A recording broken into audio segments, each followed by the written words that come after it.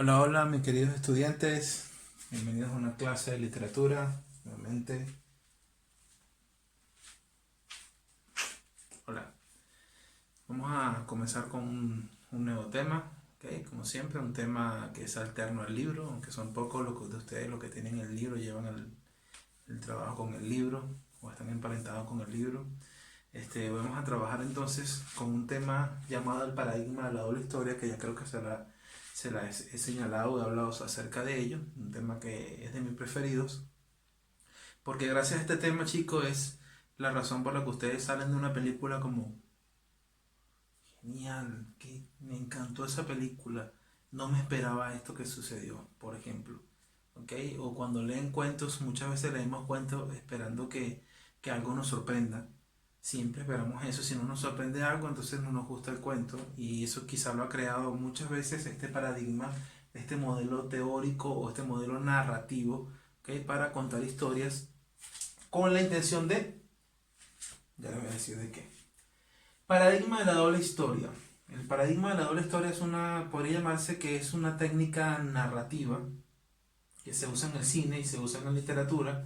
Por supuesto, la literatura la cuna del cine, porque al final es una historia, ¿no? Entonces en la narrativa se ven muchas historias, que establece que una historia, ¿ok?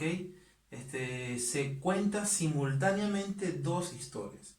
El paradigma de la doble historia es esa forma de contar la historia, ¿ok? De alguna manera bifurcada en dos versiones, dividida, ¿ok? Sinuosamente en dos versiones. ¿Cuáles son esas dos versiones? Todo paradigma de la doble historia o toda narración o película con una doble historia, primero nos muestra una historia ilusoria, ¿okay? Que es la historia predominante, la historia que vamos conociendo o que creemos que estamos viendo durante el transcurso de la película o de la obra literaria, que es por lo tanto la versión superficial o incompleta de la historia. ¿Okay? Y que predomina en la mayoría de la narración, sea cine o sea literatura, es así, ¿okay? Una versión incompleta, una versión que creemos que es la verdadera o que quizás nos pueda generar sospechas o dudas, ¿okay? Pero no sabemos a fondo qué está pasando hasta que la historia secreta se deja ver, que es una historia simultánea que también está transcurriendo durante el desarrollo de la obra. ¿Ok? Es la versión auténtica faltante, los pedazos que faltan de esa historia, o quizás lo que realmente estaba sucediendo y que estaba allí escondido en nuestras narices, pero siempre estuvo allí al alcance de nosotros y que surge inesperadamente en el clímax o en una parte crítica, cumbre, casi llegando ya al desenlace, ¿ok? De la historia. ¿Ok? Entonces, este paradigma es muy utilizado en la literatura moderna, postmoderna y contemporánea. Si cuando les hablo moderna, estamos hablando siglo XIX, quizá ya empezó a trabajarse con Edgar Allan Poe, ese será uno de los autores, siglo XIX, siglo XX y obviamente siglo XXI. Entonces, ¿cuál es la intención, propósito principal de esta doble historia? Como ya lo había dicho, con la palabra sorprender es producir asombro, chicos. Asombro en el espectador, asombro en el lector.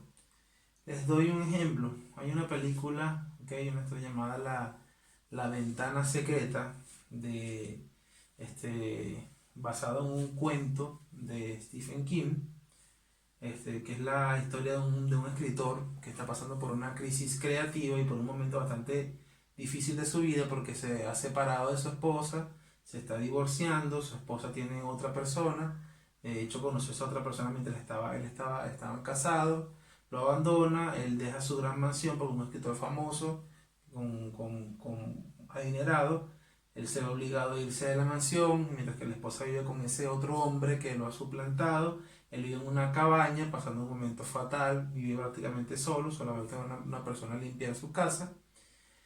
Y de repente, para completar, se aparece un campesino, un hillbilly, ¿okay? Campesino porque por el tono venía una persona de campo allá, creo que era de Mississippi, a su casa, a su cabaña, a reclamarle que un cuento que era de ese escritor, Juan Morty, ¿okay?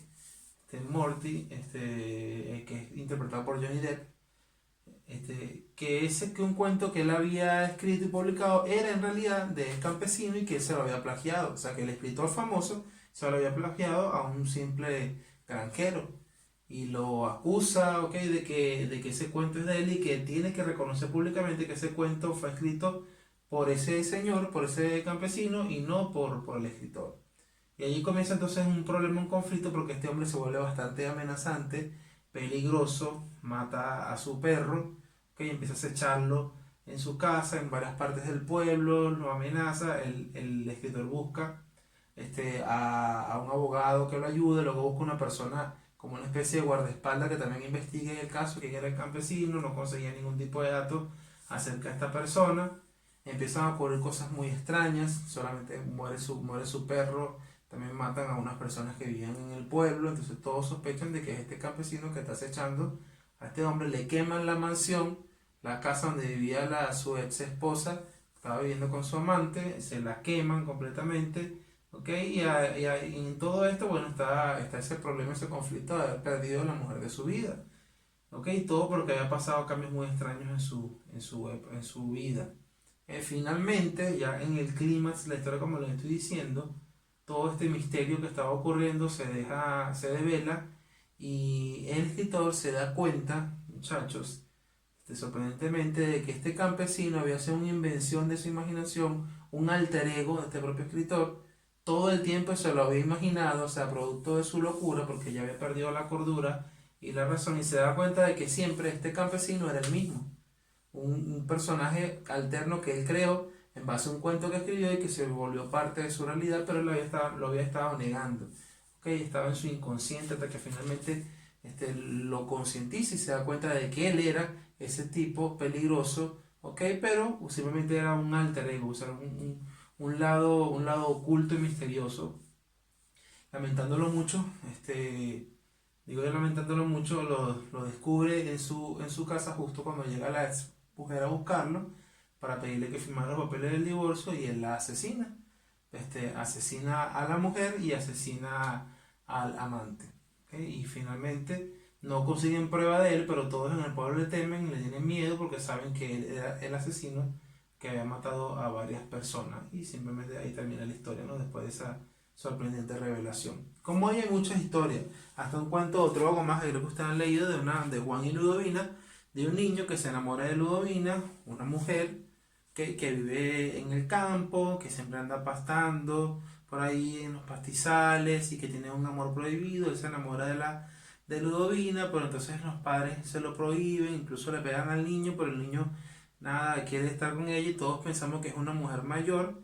De Ludovina se refiere como una mujer mayor, pero hay cosas extrañas, porque ella sale, se dicen que sale con sus senos al aire, que arranca las pajitas con la lengua, que el niño, Juan la besa y Ludovina relame el beso, lo lame, y entonces al final nos damos cuenta que se revela la historia del autor intencionalmente de que a Ludovina se la han llevado al matadero y la matan, pues.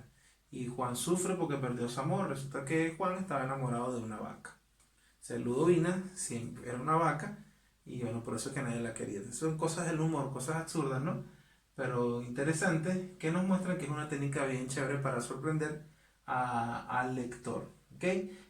Se caracteriza esto porque la historia siempre secreta, siempre ha estado allí. Cuando uno rebobina, cuando uno recuerda todos los datos, resulta que el autor intencionalmente siempre ha dejado la historia allí en tus narices, pero que no la puedas ver, sino cuando él decida para sorprenderte, ¿no? Esa es la característica. Pero hay historias, en cambio, que no se llaman doble historia cuando ocurre un giro inesperado de la acción. Por ejemplo, en la película Avengers, que no esperábamos que Iron Man muriera. Por ejemplo, eso es un giro inesperado, que siempre muera uno de los protagonistas y sobre todo uno de tanto peso que como él, que fue que prácticamente comenzó todo esto de los Vengadores. Esto es un giro inesperado de la historia, pero es algo que no había estado siempre allí. Aunque sí, ¿no? Ahora que recuerdo, sí está la doble historia allí, porque ya en la de Avengers de Infinity War ya le había dicho el mago que siempre esa era la opción, ¿no? Pero no lo habían dicho, ¿no? Resulta que sí terminó siendo un ejemplo, ¿no? Esa de Iron Man. Pero hay historias, como les digo, que ocurren giros inesperados.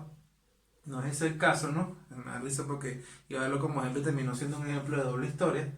Pero hay muchas historias, ocurren giros inesperados, giros sorprendentes, y a veces no son simplemente, son cosas o elementos dramáticos o terroríficos, pero que no pertenecen a una doble historia. Hay que tener mucho cuidado con eso, pero al final, bueno, sigue siendo parte de la estética de la narrativa o del cine, siempre generar asombro en el espectador, y gran parte de eso se debe gracias a el paradigma de la doble historia. Muchísimas gracias.